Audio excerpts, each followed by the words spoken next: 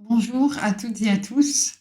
Je vous parle aujourd'hui d'un sujet à la fois personnel et profondément politique.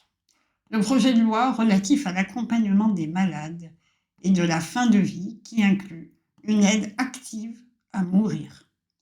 Ce texte sera de nouveau débattu à l'Assemblée nationale à partir de fin janvier. Ce projet de loi est présenté comme une avancée progressiste, mais il soulève des questions fondamentales sur la manière dont notre société traite les personnes en situation de handicap, de dépendance ou de grande souffrance. Je suis contre ce projet tel qu'il est rédigé aujourd'hui, et voici pourquoi. L'aide active à mourir, elle est souvent défendue comme une question de dignité ou de liberté.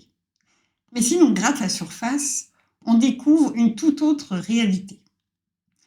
Pour les personnes en situation de handicap ou de maladie chronique ou de grande souffrance, demander à mourir n'est souvent pas un véritable choix libre.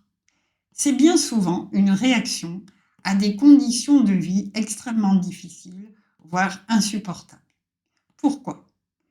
Eh bien parce que la société ne leur donne pas les moyens de vivre dignement.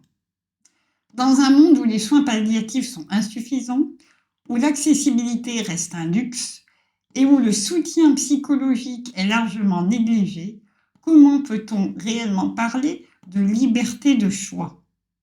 Ce projet de loi ne répond pas, absolument pas, à ces problèmes. Il les contourne en proposant la mort comme seule solution. Je veux partager une réflexion personnelle. Pendant longtemps, moi aussi, j'ai pensé que ma vie n'avait de valeur que si je pouvais être indépendante. J'ai grandi dans une famille, dans une société où la dépendance était perçue comme un fardeau, une faiblesse, une honte. Mon propre grand-père me répétait fréquemment « à ta place, je me tirerais une balle ». Cette idée, c'est du validisme et je l'avais profondément intériorisée. Mais aujourd'hui, je vois les choses différemment. Ce que je veux, ce n'est pas le droit de mourir, c'est qu'on m'offre les moyens de vivre pleinement. Malheureusement, avec un tel projet de loi, notre société préfère offrir la mort plutôt que de construire un environnement adapté, soulageant et respectueux.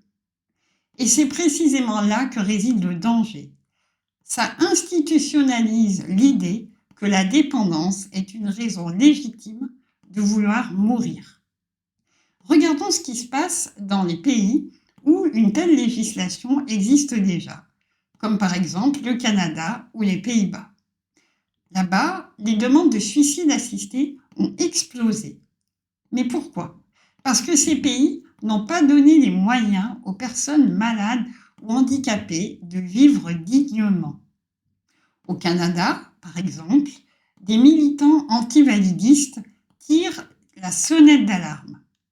Les personnes handicapées se sentent poussées véritablement à demander la mort, non pas parce qu'elles la souhaitent profondément, mais parce qu'elles se perçoivent comme un poids pour leurs proches ou pour la société.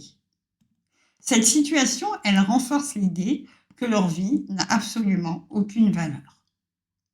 En France, nous risquons de suivre le même chemin. Actuellement, les moyens consacrés aux soins palliatifs, à l'accessibilité universelle et aux services d'aide à domicile sont largement insuffisants. Avec une telle loi, les personnes qui demanderont l'aide à mourir le feront souvent parce qu'elles n'auront pas eu de réelle alternative pour vivre. Il faut d'abord garantir aux personnes malades ou handicapées le droit de vivre dignement.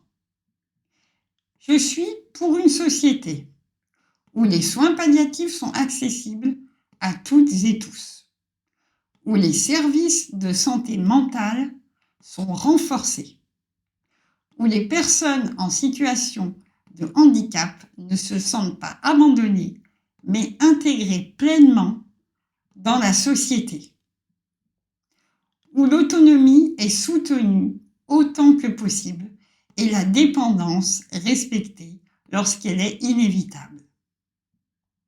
Avant d'offrir une aide à mourir, offrons une aide à vivre.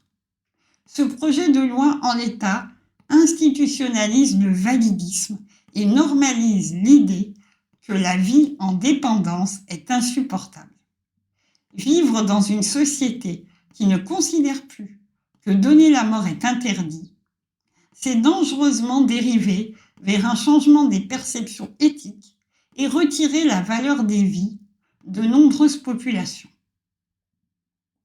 Ce projet de loi n'est pas une avancée, c'est un recul déguisé en progrès.